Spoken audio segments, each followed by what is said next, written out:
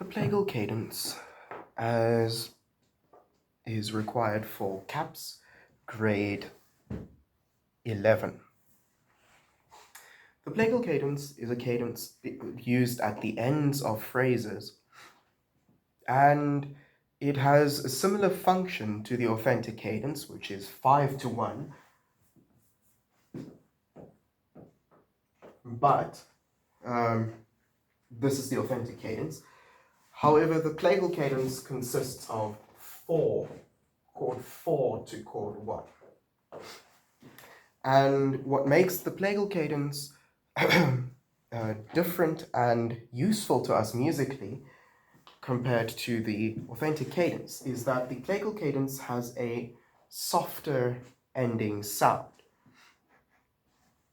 And how we use the softer ending sound is often in religious music at the ends of musical phrases. We don't want such a harsh ending that we see in, for example, the symphonic works of Beethoven, where he uses the authentic cadence repeatedly to signal the end of a phrase. In the case of the Plagal cadence, we have a much more subtle end of a phrase. So how do we write this cadence? So writing this cadence, I have devised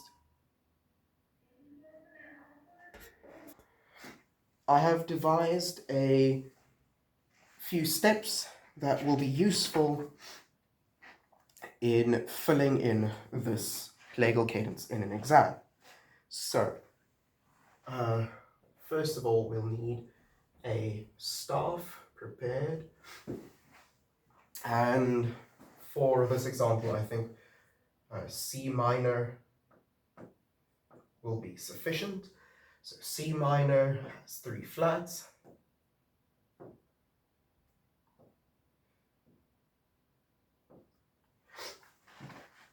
Oh, sorry, this is an A flat.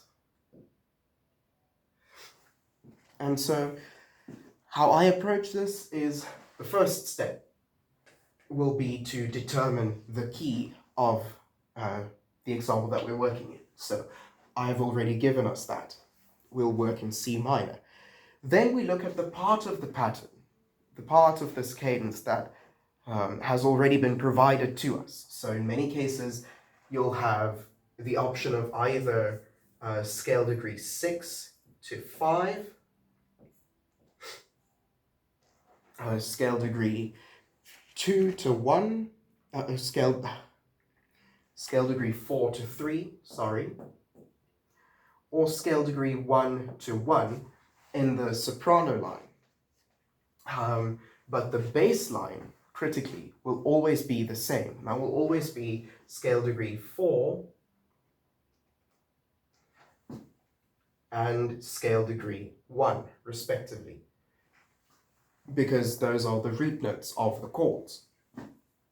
So having the root notes already in the bass makes this an easy pattern for us to fill in. So we can immediately go and say scale degree 4 of C minor, C, D, E, F. So we know we're going to put an F there.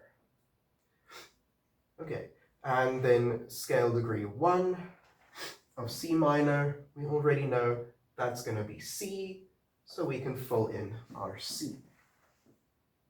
So what we're going to do next is we're going to look at the rest of this chord. So let's say, for the purpose of this example, that we've already received this 1 and 1. So scale degree 1 to 1, as we've had in our pre-established patterns. So what we're going to do next is we're going to look for where we can fill in scale degree 4 to scale degree 3. So we already have one F, so we know the rules of doubling for primary chords. We double the root note. So we can put this F, let's say, in the alto. And so this is scale degree 4. We know that this goes to scale degree 3, which is going to be over here, that E. So next we look at scale degree 6 to scale degree 5. C, E, G, A, so scale degree 6 is A flat. And that A flat goes to this G. And there you have it. Your progression has been filled in. So what we have here is me following the steps that I've worked out prior to explaining as a method to fill in this kind of chord progression in an exam.